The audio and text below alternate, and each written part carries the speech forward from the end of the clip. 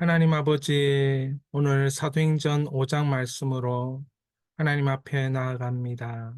주여 말씀하여 주시고, 주의 말씀을 듣고 순종하는 주의 백성 되게 하옵소서. 주여 우리에게 성장을 허락하여 주시고, 하나님의 백성으로 살아가는 은혜와 능력을 부어 주옵소서. 성령으로 살게 하옵소서. 예수 그리스도의 이름으로 기도하였습니다. 아멘. 찬양합니다.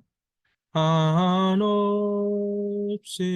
크신 능력을 나 찬송합니다.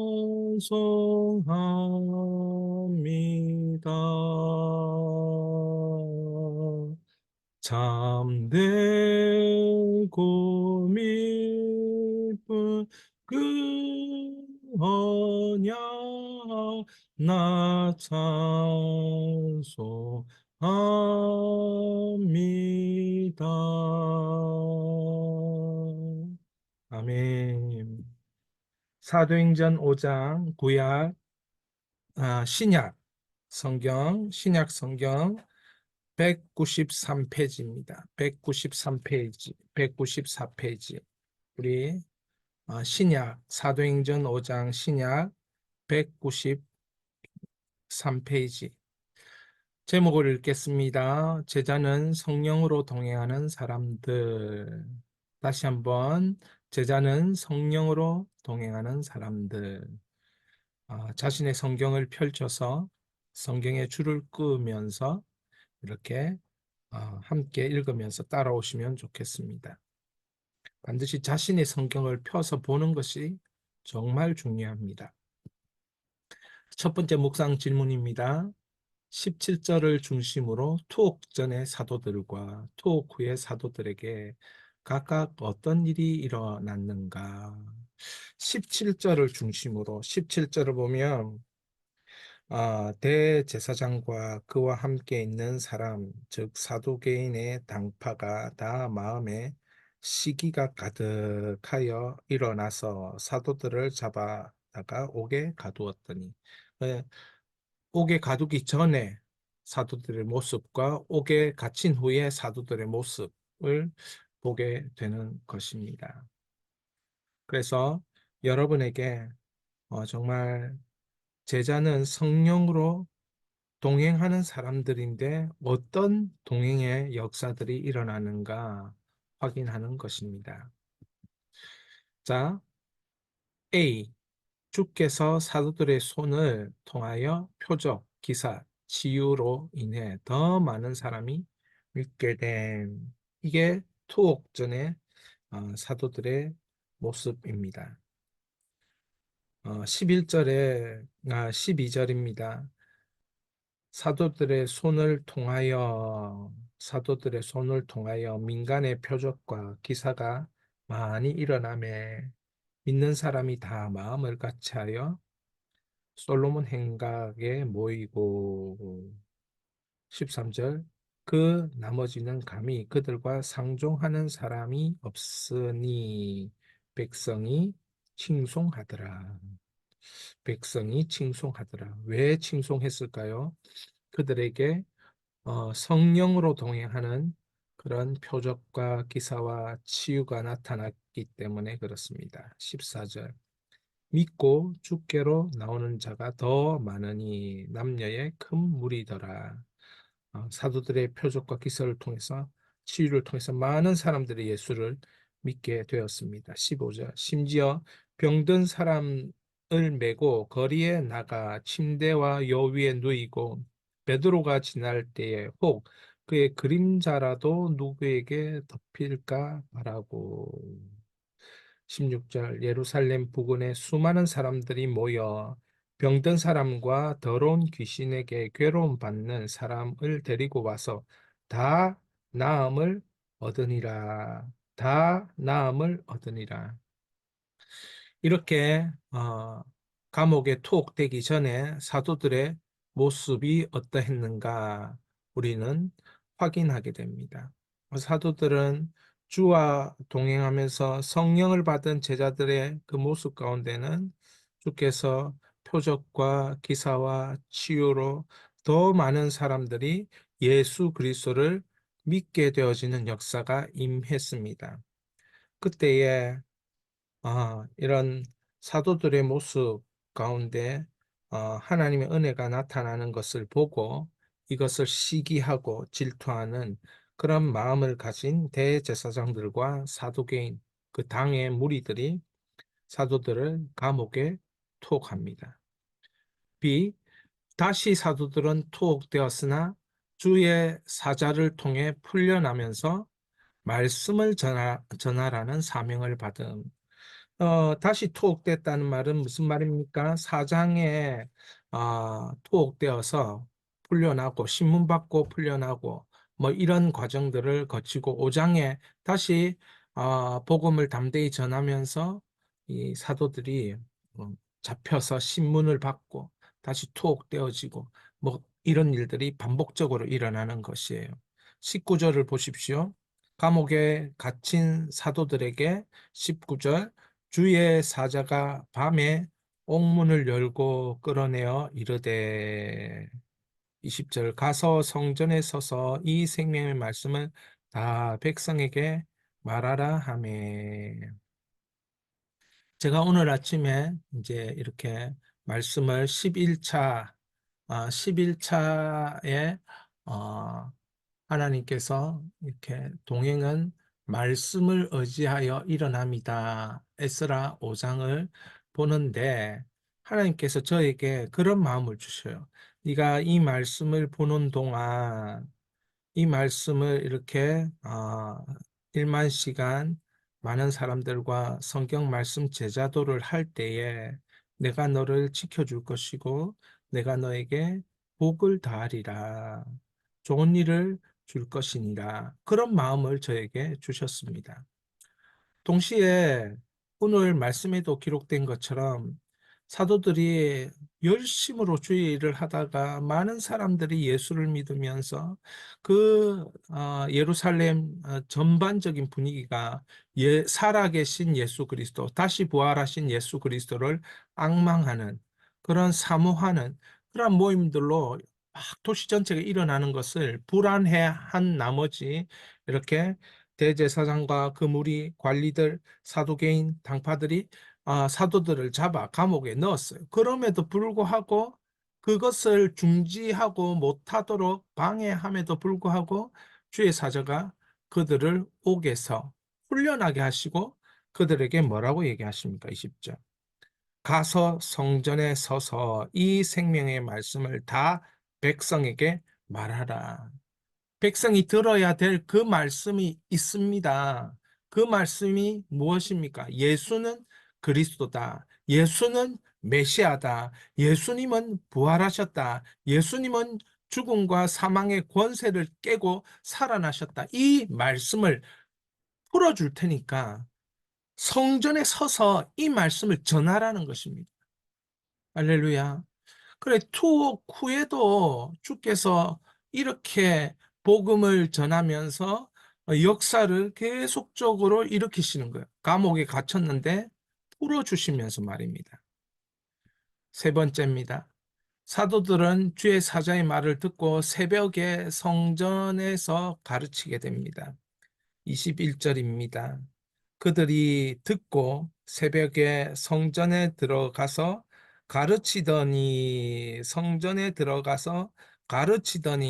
성전에 이 생명의 말씀을 전하라 이 말을 듣고 풀려났을 때 바로 새벽에 성전에 가게 된 겁니다. 새벽에 풀려나서 새벽에 성전으로 바로 가서 있는 사람들에게 바로 생명의 말씀을 전하는 것이에요. 25절 볼까요? 사람이 와서 알리되 보소서 옥에 가두었던 사람들이 성전에 서서 백성을 가르치더이다. 26절 성전 맡은 자가 부하들과 같이 가서 그들을 잡아왔으나 강제로 못하면 백성들이 돌로 칠까 두려워함이더라.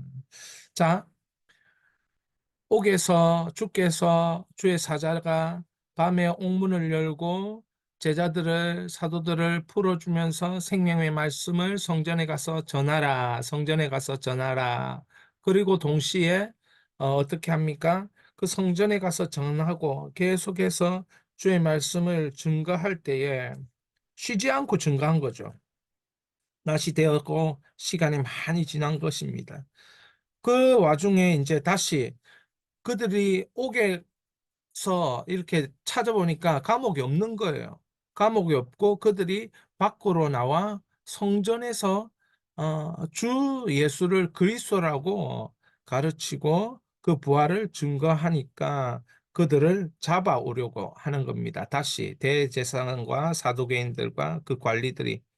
그런데 주변 분위기가 그 말씀을 듣고 은혜 가운데 정말 하나님께 집중하고 있는 모습을 보게 된 것이에요.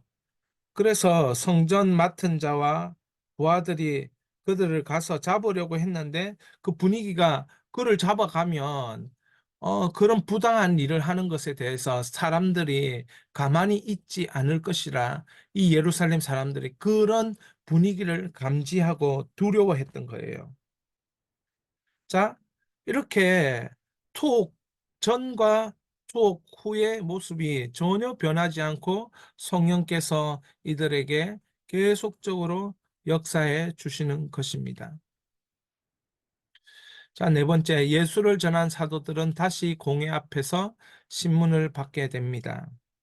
27절입니다. 27절 읽겠습니다. 그들을 끌어다가 공회 앞에 세우니 대제사장이 물어. 그래, 다시 이제 또 끌려 나오는 거예요. 여러분, 어떻습니까?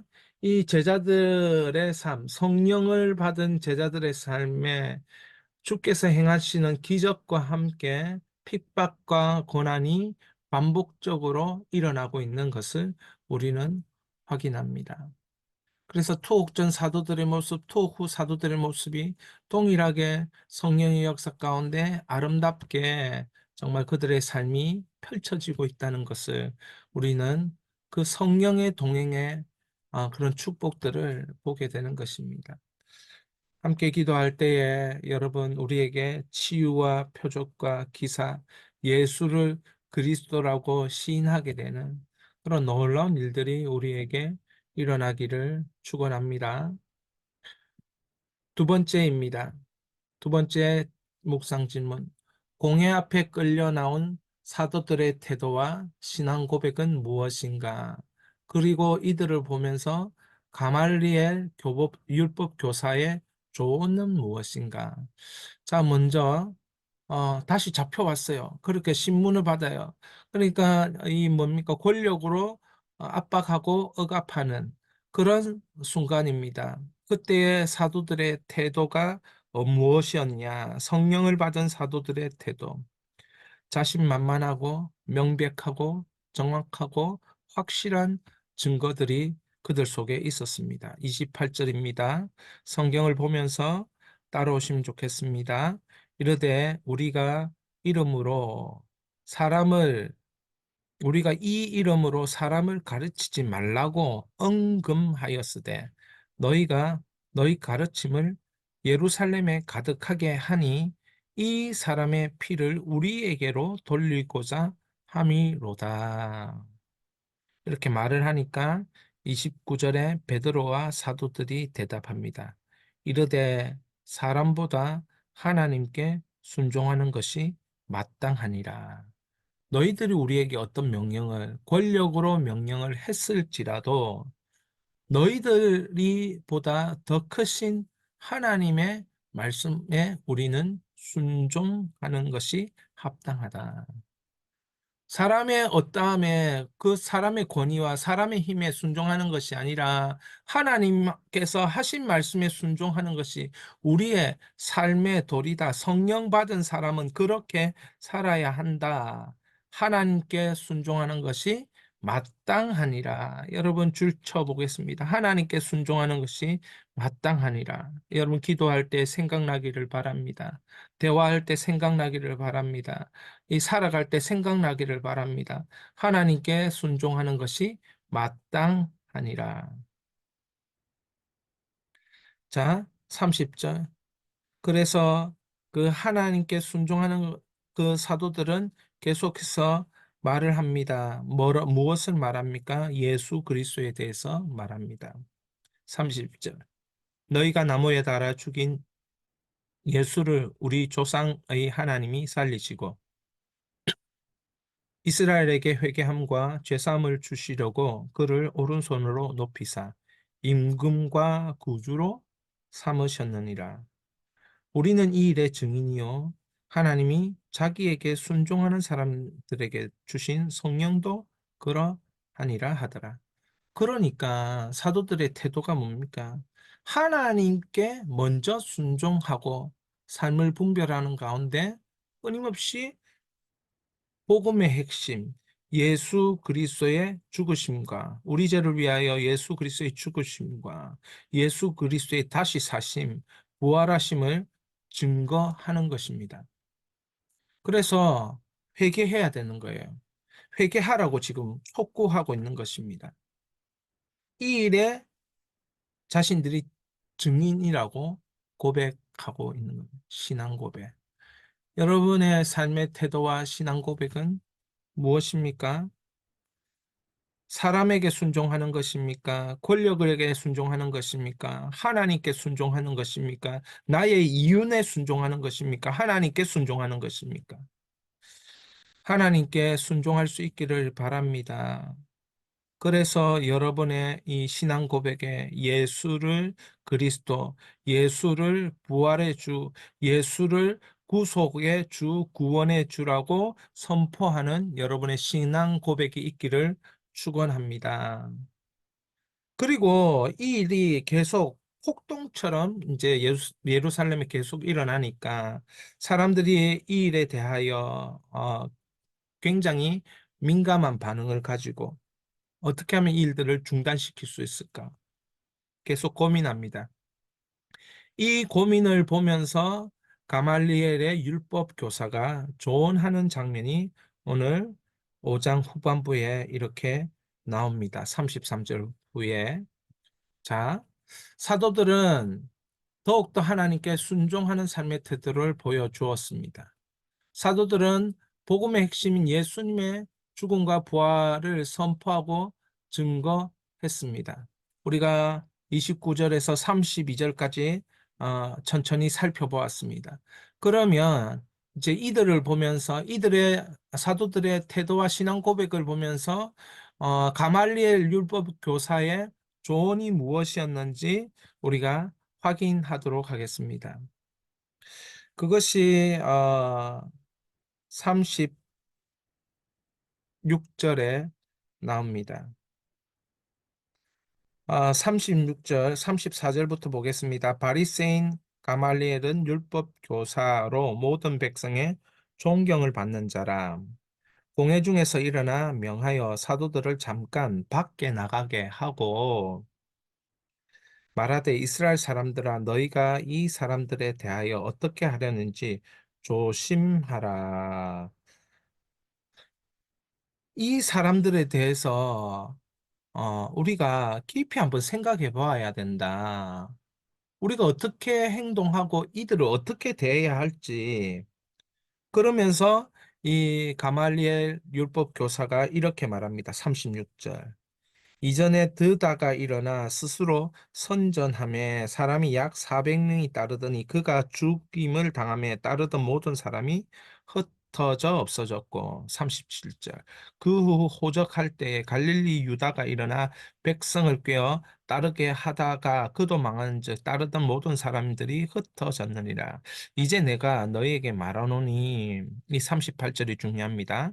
이 사람들을 상관하지 말고 버려두라. 이 사상과 이 소행이 사람으로부터 났으면 무너질 것이요. 사람으로부터 났으면 무너질 것이요. 39절. 하나님으로부터 났으면 너희가 그들을 무너뜨릴 수 없겠고 도리어 하나님을 대적하는 자가 될까 하노라. 가말리엘 율법 교사는 많은 율법을 알고 있었고, 그리고 많은 상황들을 보면서 정말 이것이 하나님께서 하신 일이면 어떻게 하겠느냐. 하나님이 하신 일이 아니면 스스로 무너지더라. 그러니 우리가 지켜보자. 내버려 두어서 지켜보자. 이렇게 이야기하는 것입니다.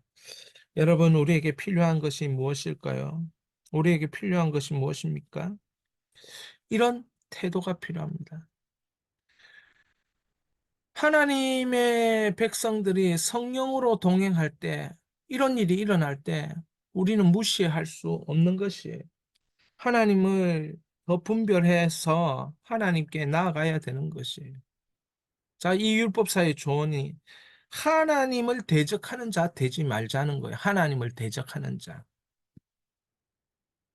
자, 마지막으로 사도들을 다시 예수 이름으로 말하지 말라 하고 놓아주었으나 오히려 사도들은 그 고난을 합당하게 여기고 더 예수를 그리스도라 가르치고 전했다. 이들이 신문을 받고 또 이렇게 채찍질을 당했습니다. 40절에 보십시오. 그들이 옳게 여겨 사도들을 불러 채찍질하며 예수 이름으로 말하는 것을 금하고 놓으니 41절. 사도들은 그 이름을 위하여 능력받는 일에 합당한 자로 여기심을 기뻐하면서 공회 앞을 떠나니라. 그들이 날마다 성전에 있든지 집에 있든지 예수는 그리스도라, 예수는 메시아라, 예수는 구원자라 가르치기와 전도하기를 그치지 아니하니라. 성령으로 동행하는 제자들의 삶을 우리는 지켜봅니다. 어떠한 고난과 어떠한 핍박에도 그들의 삶에는 굴함이 없습니다. 왜? 하나님께 순종하는 것이 그들에게 기쁨이기 때문에 그렇습니다. 우리는 우리 인생을 살면서 많이 흔들립니다. 그런데 이 성령을 받은 제자들의 삶은 흔들리지 않습니다. 왜 흔들리지 않을까요? 미래를 걱정하거나 현재를 걱정하거나 불안해하는 것이 아니고 가장 중요한 일, 하나님께 순종하고 예수를 그리스도라 증언하고 그래서 주님께서 주시는 은혜 가운데 사는 것, 그것이 사도들에게 가장 중요한 것이었어요. 하나님께 순종해서 어떤 일이 일어나든지 그걸 다 감당하겠다는 이 마음과 믿음과 확신이 있었던 거예요. 자, 하나님께 순종해서 좋은 일이 일어나면 하나님께 영광이고 또 안 좋은 일이 일어나도 그것도 하나님을 정말 생각하면서 참을 수 있으니까 그것도 하나님께 영광이다. 이렇게 생각하며 살았던 것이에요. 이 사람들이 성령으로 동행하는 제자들의 모습인 것입니다. 사모합니다. 이런 성령으로 동행하는 제자들의 모습이 우리의 모습 되기를 축원합니다. 자, 성령으로 사는 제자들 12번째, 이 주제를 묵상하고 선포하면서 우리의 삶의 서사가 있기를, 이야기가 있기를 소원합니다. 그리고 앞으로 전진합시다. 함께 읽겠습니다. 성령으로 세례받은 제자들의 삶에는 주께서 행하시는 기적과 함께 핍박과 고난을 반복적으로 경험했다. 그럴수록 제자들의 삶은 오직 예수를 그리스도라 가르치고 전하는 기쁨으로 충만했다. 오직 예수를 그리스도라, 메시아라, 구원자라. 자, 이 말씀 우리 함께 읽겠습니다. 그들이 날마다 성전에 있든지 집에 있든지 예수는 그리스도라 가르치기와 전도하기를 그치지 아니하니라. 성령으로 사는 제자들은 그치지 아니하니라. 무엇을요? 예수를 그리스도라 가르치고 전도하는 것을 그치지 않았다는 것입니다. 우리 그래서 이렇게 기도하기를 원합니다. 주여, 한 번밖에 없는 인생 성령으로 사는 제자 되게 하소서. 두 번, 세 번 사는 것 아닙니다. 한 번밖에 없는 인생입니다. 그러니 성령으로 사는 제자가 후회함이 없는 인생인 줄 믿습니다. 우리에게 이런 은혜로 함께하여 주시옵소서. 우리 주여 한번 부르짖고 성령으로 사는 제자로 다시 한번 태어나게 하여 주옵소서. 성령을 부어 주옵소서. 한 번밖에 없는 인생 주의 은혜로 살게 하여 주옵소서. 증거하게 하여 주시옵소서. 증언하게 하여 주시옵소서. 치유와 회복과 능력이 임하는 제자 되게 하여 주시옵소서. 주여 부르시고 기도합니다. 주여.